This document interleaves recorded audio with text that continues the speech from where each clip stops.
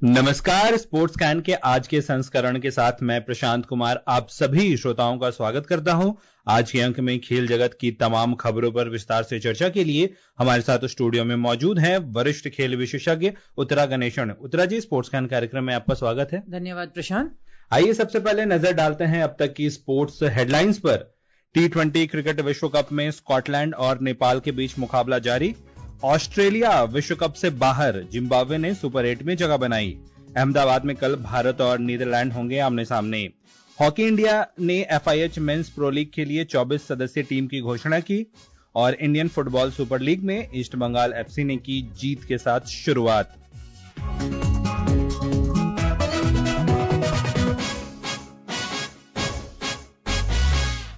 सीधे लिए चलते हैं आपको मुंबई, जहां T20 क्रिकेट विश्व कप का मुकाबला जारी है। मुंबई में T20 क्रिकेट विश्व कप में स्कॉटलैंड ने नेपाल के साथ खेलते हुए ताजा समाचार मिलने तक 19 ओवर में 6 विकेट पर 158 रन बना लिए हैं। नेपाल ने टॉस जीतकर गेंदबाजी का फैसला किया। दोनों टीमें एलिमिनेट हो चुकी है। विश्व कप से अंतिम मौका है अच्छा प्रदर्शन करके वापसी करने का। बिल्कुल, और जहां तक एसोसिएट नेशंस की बात है तो उनको तो जितने मैचेस मिले उतना अच्छा है। जीत हार उतनी इंपॉर्टेंट नहीं रह जाती है उनके लिए, क्योंकि इतना कम उन्हें खेलने को मिलता है बड़ी टीमों के साथ एक बड़े स्टेज पे, बड़े टूर्नामेंट्स में, कि वो भी रिजल्ट से ज्यादा अपने आप को बेहतर बनाने के लिए, अपने आप को प्रूव करने के लिए उतरती हैं। तो मुझे लगता है वो चीज एसोसिएट नेशंस के लिए बहुत इंपॉर्टेंट है और शायद इसीलिए जो वर्ल्ड कप है स्पेशली T20 फॉर्मेट में, उसकी सबसे ज्यादा वैल्यू जो है वो शायद एसोसिएट नेशंस ही करते हैं। जी बिल्कुल, लेकिन अब तक इस विश्व कप की बात करें तो एक हैरत अंगेज बात यह भी है कि जो एसोसिएट नेशंस है उन्होंने बेहतरीन प्रदर्शन किया। नेपाल की अगर हम बात कर ले तो ऑलमोस्ट उन्होंने इंग्लैंड को पहले मैच में पटकनी दे दी थी। बिल्कुल, और इसीलिए मैंने कहा कि इनके लिए बहुत इंपॉर्टेंट है। और क्रिकेट के बारे में वैसे भी लगातार उसको कहा जाता है कि 10-12 कंट्रीज के बीच में सिमट के रह गई है। अगर आपको एक खेल को वाकई ही ग्लोबल खेल बनाना है तो मुझे लगता है कि आपको और विस्तृत होना पड़ेगा, आपको फैलना पड़ेगा, आपको बाकी जगहों पे जाना पड़ेगा। इस टूर्नामेंट में स्कॉटलैंड हम फिर भी मान लें कि उनका एक इतिहास रहा है, क्योंकि इंग्लैंड के साथ लगातार खेलते रहे हैं, उनके प्लेयर्स एक दूसरे के लिए खेलते रहे हैं, स्कॉटलैंड से आके प्लेयर्स इंग्लैंड के लिए खेलते रहे हैं, तो एक वहां पे कल्चर है। नेपाल सब कॉन्टिनेंट का हिस्सा है, यहाँ पे क्रिकेट हमेशा से मजबूत रहा है। पर अगर आप नेदरलैंड्स या इटली जैसी टीमों की बात करें तो वो ज्यादा सरप्राइजिंग है। और एक तरह से ये आपको बताता है कि अगर इटली जैसी टीम या नेदरलैंड्स जैसी टीम, जहां और बहुत सारे खेल खेले जाते हैं और ये देश उन सभी खेलों में बहुत अच्छे लेवल पे हैं, चाहे फुटबॉल हो या टेनिस हो, तो वहां पे अगर आपकी क्रिकेट की टीम है और वहां से खिलाड़ी आके अच्छा प्रदर्शन कर रहे हैं तो उनको मौका मिलना चाहिए। ये अभी इस बार इटली की टीम आई है, हमें नहीं पता कि अगले T20 वर्ल्ड कप में वो अपनी जगह बना पाते हैं, नहीं बना पाते, क्या क्वालिफाइंग प्रोसेस होगा। तो अगर आपको एक टीम अच्छा परफॉर्म करती दिख रही है तो उसको आपको और एनकरेज करना चाहिए, चाहे एसोसिएट्स के लिए आप और टूर्नामेंट्स अलग से बना दें सिर्फ, या एसोसिएट्स को एटलीस्ट साल में एक बार ही किसी बड़ी टीम से खेलने को मिल जाए। ये सारी चीजें बहुत जरूरी है अगर वाकई क्रिकेट को जो एक इमेज, एक परसेप्शन बनी हुई है कि ये 10 टीमों का खेल है, उसे चेंज करना है तो। जी बिल्कुल, और अमेरिका ने भी बेहतरीन प्रदर्शन पिछले विश्व कप में भी किया था, पाकिस्तान को हराकर, और भारत के खिलाफ भी एक तरफा कर दिया था एक समय पर उन्होंने मुकाबला। अगर सूर्य कुमार यादव अच्छा प्रदर्शन ना करते तो मुश्किल हो सकता था भारत। बिल्कुल, जिस तरह से उनकी गेंदबाजी थी पहले 10-12 ओवर्स में, लग रहा था कि अगर जो टोटल फाइनल बना भी था भारत का, उसमें से अगर हम सूर्य कुमार यादव का स्कोर हटा दें तो शायद भारत 100 रन तक भी नहीं पहुंच पा रही थी। और ये भारत, ये उनके लिए जितनी बड़ी बात है, उनके गेंदबाजों के लिए, भारत के लिए भी एक बहुत अच्छा वेकअप कॉल था मेरे ख्याल से, कि अगर यूएसए की टीम में आपके कप्तान को छोड़ के और कोई नहीं खेल पा रहा है तो बड़ी टीमों के साथ आपको आगे दिक्कत आएगी। शायद वो पहला मैच होना सबसे बड़ा एडवांटेज था भारत के लिए। जी बिल्कुल, और वहीं आज एक बड़े उलटफेर में ऑस्ट्रेलिया विश्व कप से बाहर हो गया है। सुनते हैं एक रिपोर्ट। प्रतियोगिता में आज बड़ा उलटफेर देखने को मिला, जिसमें पूर्व चैंपियन ऑस्ट्रेलिया प्रतियोगिता से बाहर हो गई है। आज आयरलैंड और जिम्बाब्वे के बीच मुकाबला खेला जाना था, लेकिन बारिश के चलते यह मैच टॉस के बगैर ही रद्द करना पड़ा। इसी के साथ दोनों टीमों के बीच एक एक अंक बांटे गए और ऑस्ट्रेलिया को सुपर 8 से ही बाहर होना पड़ा। वहीं जिम्बाब्वे ने सुपर 8 में जगह बना ली है। ग्रुप बी की पॉइंट्स टेबल में यह टीम दूसरे स्थान पर है। इस टीम ने अब तक 3 में से 2 मैच जीते हैं। जिम्बाब्वे ने प्रतियोगिता के अपने पहले मैच में ओमान को 8 विकेट से मात दी थी, जिसके बाद ऑस्ट्रेलिया को 23 रन से हराकर बड़ा उलटफेर किया। ग्रुप बी से जिम्बाब्वे के अलावा श्रीलंका ने सुपर 8 में जगह बनाई है। वहीं आज खेले एक और मुकाबले में न्यूजीलैंड ने कनाडा को 8 विकेट से हराकर सुपर 8 में जगह बना ली है। कनाडा के 174 रन के लक्ष्य को न्यूजीलैंड ने 29 गेंद शेष रहते ही हासिल कर लिया। ग्लेन फिलिप्स ने ताबड़तोड़ 76 रन बनाए और उन्हें प्लेयर ऑफ द मैच चुना गया। वहीं कनाडा के युवराज सामरा ने ऐतिहासिक प्रदर्शन करते हुए शतकीय पारी खेली। भारतीय मूल के युवराज सामरा T20 वर्ल्ड कप में 19 साल और 141 दिन की उम्र में शतक लगाने वाले सबसे युवा खिलाड़ी बन गए हैं। उन्होंने बांग्लादेश के जुनैद सिद्दीकी को पछाड़कर नया कीर्तिमान अपने नाम किया। यह T20 वर्ल्ड कप में एसोसिएट टीम की ओर से सबसे बड़ी निजी पारी भी है। विशेष शुक्ला, स्पोर्ट्स कैंट। पहले मिचेल स्टार्क ने संन्यास की घोषणा की, उसके बाद स्टार्क हो गए, उसके बाद फिर पैट कमिंस हो गए, जॉस हेजलवुड। हाँ, तो बॉलिंग स्ट्रेंथ उनकी पहले से ही कमजोर नजर आ रही थी। लेकिन क्या ये माइटी ऑस्ट्रेलिया जिनको हम बचपन से जानते हैं, जो 20 साल 30 साल से जिन्होंने क्रिकेट पे राज किया है, और अब ये हाल हो गया इस टीम का कि 3-4 बॉलर्स पे वो आश्रित है और वो अच्छा परफॉर्म नहीं कर पा रही T20 विश्व कप में? देखिए, ये सवाल ऑस्ट्रेलिया को अपने आप से पूछना चाहिए, क्योंकि जब भारत में कोई टीम अच्छा नहीं करती है किसी भी खेल में, चाहे वो फुटबॉल हो, हॉकी हो, क्रिकेट हो, तो ये कहा जाता है कि अगर 1 या 2 खिलाड़ी के संन्यास लेने से आपकी टीम खराब खेल रही है तो इसका मतलब आपने बेंच तैयार नहीं की है या एक सिस्टम तैयार नहीं किया है।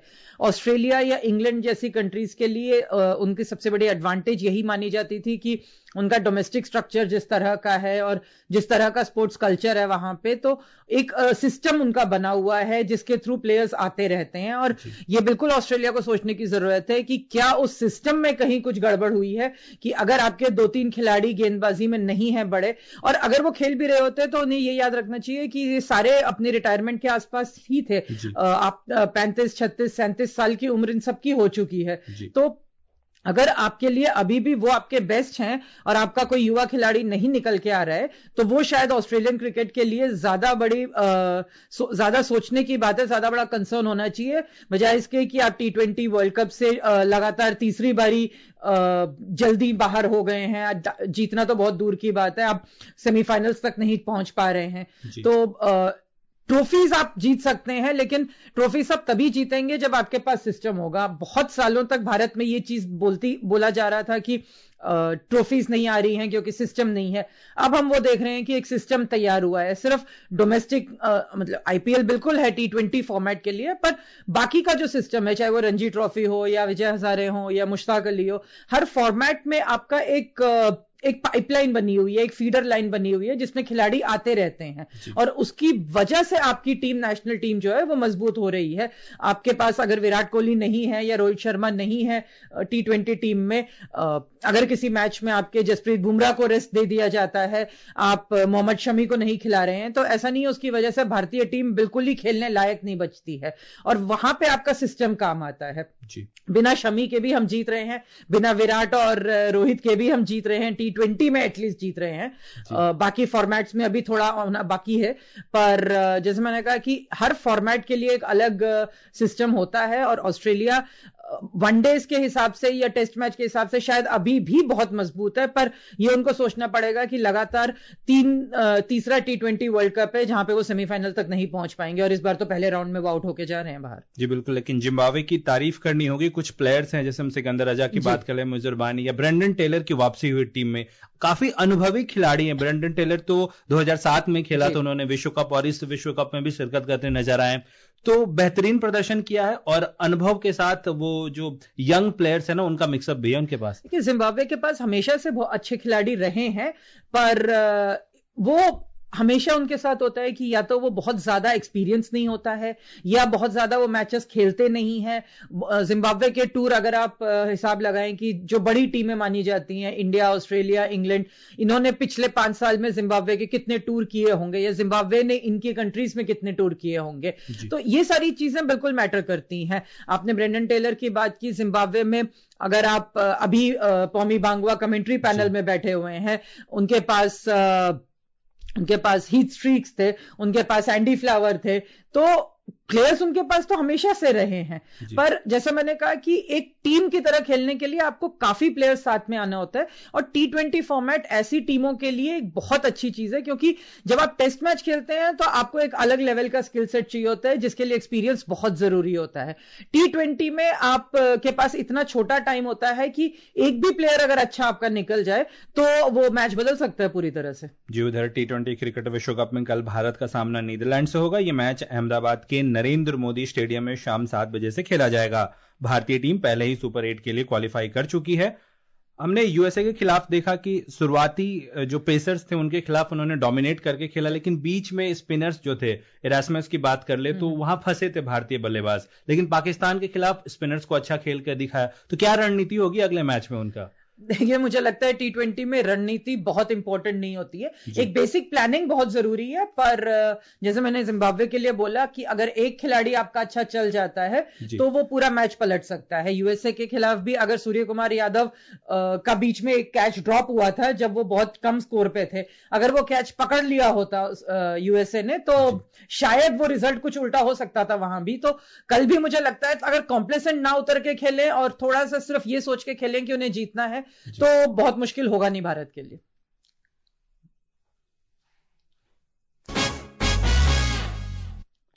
Hockey India FIH men's pro league 2025-26 के होबार्ट राउंड के लिए 24 सदस्य वाली टीम घोषित कर दी गई है। यह राउंड 20 से 25 फरवरी तक होबार्ट के तस्मानिया हॉकी सेंटर में आयोजित किया जाएगा। इस स्टेज में भारत के साथ स्पेन और होस्ट देश ऑस्ट्रेलिया शामिल हैं। सुनते हैं एक रिपोर्ट।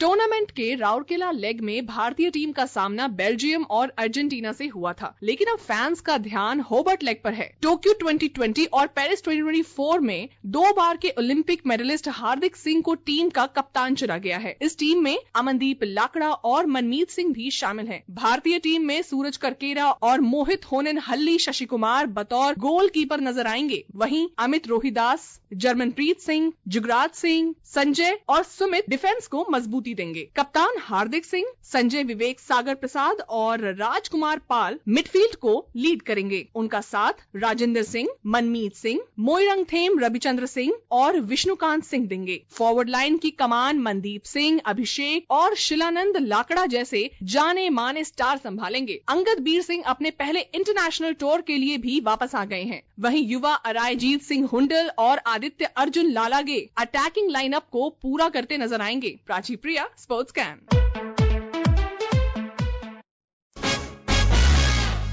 चर्चा करते हैं दिल्ली ओपन टेनिस पर। दिल्ली ओपन टेनिस प्रतियोगिता के पुरुष डबल्स में साकेत माइनेनी और दिग्विजय प्रताप सिंह की जोड़ी ने क्वार्टर फाइनल में जगह बना ली है। प्री क्वार्टर फाइनल मुकाबले में आज उन्होंने आदिल कल्याणपुर और डेनियन मिखालस्की की जोड़ी को 6-3, 6-4 से हराया। वहीं पुरुष सिंगल्स में सुमित नागल ने डेविड जोडा सांचिस को 6-3, 7-5 से मात दी। सुमित का उतना अच्छा प्रदर्शन रहा नहीं था डेविस कप में, लेकिन अच्छी शुरुआत मिल गई है उन्हें। देखिए, आप अगर देश के हाईएस्ट रैंक प्लेयर हैं, भले ही 300 के आसपास की रैंकिंग है, लेकिन आप हाईएस्ट रैंक प्लेयर हैं तो कम से कम आपसे ये उम्मीद जरूर की जाती है कि घर पे अगर एक चैलेंजर इवेंट चल रहा है 75 तो उसमें आप पहले राउंड से तो आगे बढ़ेंगे।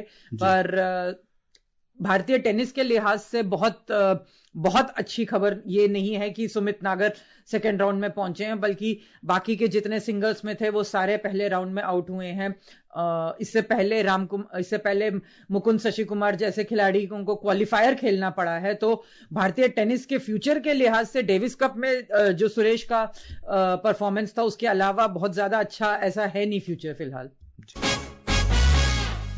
इंडियन फुटबॉल सुपर लीग में ईस्ट बंगाल FC ने कल नॉर्थ ईस्ट यूनाइटेड FC को 3-0 से मात दी। यूसुफ एजारी को बेहतरीन खेल प्रदर्शन के लिए प्लेयर ऑफ द मैच चुना गया। और चलते चलते श्रोताओं आपको बता दें कि स्कॉटलैंड ने नेपाल को 171 रन का लक्ष्य दिया। कितना आसान होगा? पॉसिबल जरूर है, पर जैसा मैंने कहा कि एसोसिएट नेशंस को अगर अपने आप को प्रूव करना है तो स्कॉटलैंड इतनी आसानी से नहीं जीतने देगी उन्हें। जी, और श्रोताओं अब समय हो चला है आपसे विदा लेने का। उत्तरा जी, आप हमारे स्टूडियो में आई और तमाम खेल खबरों पर हमारे साथ चर्चा की, इसके लिए आपका धन्यवाद। धन्यवाद। और श्रोताओं, इसी के साथ मुझे और स्पोर्ट्स कैन की पूरी टीम को अनुमति दीजिए।